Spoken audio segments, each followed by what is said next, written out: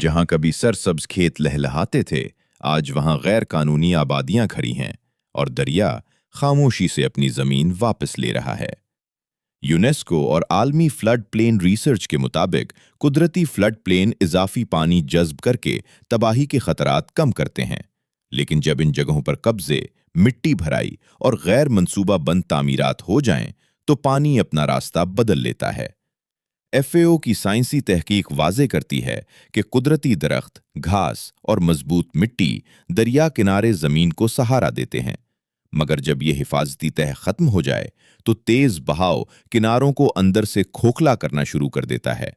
इसी अमल को दरियाई कटाव कहा जाता है। पंजाब के दरियाई इलाकों पर होने वाली तहकीक बताती है कि ये खतरा सिर्फ जमीन तक महदूद नहीं रहता।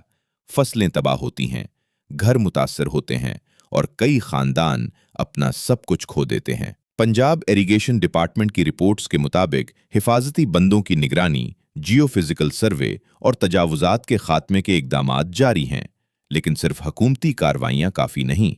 दरियाओं का तहफ़्फ़ुज़ हम सब की मुश्तरका जिम्मेदारी है।